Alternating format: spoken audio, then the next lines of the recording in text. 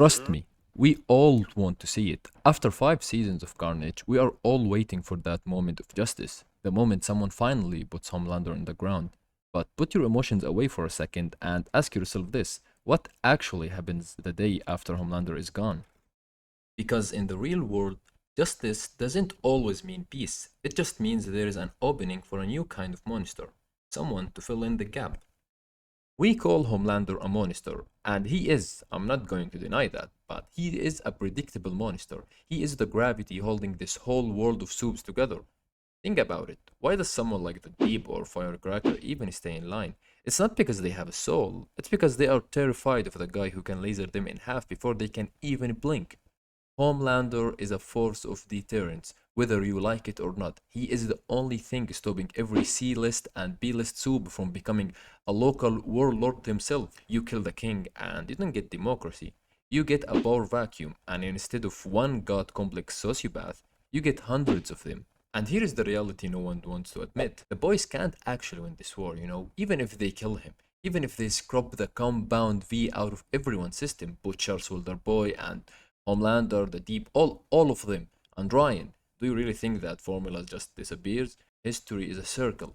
If the science was done once, it will be done again. You can kill a man, but you can't kill a patent or the greed of the corporation.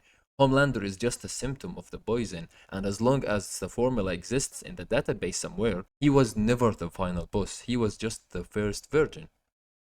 Then you've got the people who actually think Soldier Boy is a good guy, or at least the lesser of two evils, just because he's from a different era and something. And more cool and charismatic, to be honest, but that does not change the fact that Soldier Boy is not a hero.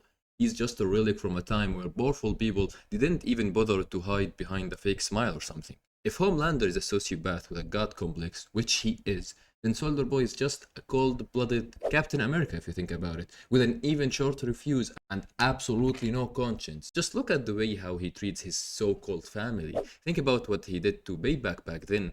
I mean, look at what he did to Black Noir specifically. He didn't just abuse the guy, he systematically broke him. He beat him into silence every single time Noir showed even a spark of ambition, just to remind him who was actually in charge. That's not a trait of a good guy, that's just a bully who needs total submission to feel big. I mean, as evil as someone as Homelander is, he actually respected Noir. So if Soldier Boy actually takes the lead again, the world doesn't get liberated overnight, it just gets a new boss. A boss who didn't care less about Vought stock prices or what the public thinks. He's a soldier who only follows his own order. You killed my family. Which one? Yeah, as you can see, usually not very good orders. You're basically trading a flashy dictator for a grim, toxic warlord from the 80s. Is that really the safety the boys have been dreaming to achieve over the course of 5 seasons? Or are they just so blinded by their hate for Homelander, which is justified, I can understand it, but they are so blinded by their hate for Homelander that they are willing to hand the keys to a man who is honestly just as broken as Homelander if you think about it. Maybe with a better public relationships, that's it. So we are left with the truth that honestly just depressing. Homelander is a monster, yeah, we can all easily agree here, but he's a monster with a leash, made of his own ego. He's desperate to be loved, and as twisted as that sounds, it's the only reason half of New York hasn't been leveled yet.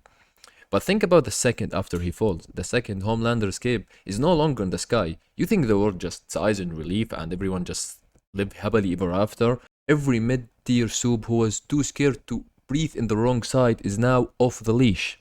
Remember in school when the teacher used to leave the class for like a few minutes? It would turn into a world war literally. You can apply the exact same principle here. But instead of the teacher, no, it's the principal that just left the building. We're talking about someone like the Deep, who I sincerely believe, if given the chance, will be extremely evil and ignorant. Someone like Sister Sage, who would build her own empire by now. Firecracker, and the list goes on and on. Without that central fear, that deterrent Homelander applies, the rules just stop existing. The boys aren't saving the world by killing him. They are just taking down someone who is about to explode and kill everyone on the earth, which is good, yeah, but what do you think happened when the next one in charge? Do you think the next one in charge will be any better? When the big bad guy is gone, the small soups will start to build their own dynasty. You will have hundreds of mini Homelanders with zero PR teams to hold them back.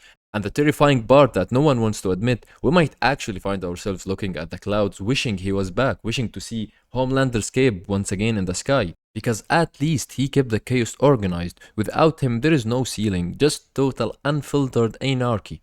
The boys think they are finishing the war, but they're just probably starting a much bloodier one.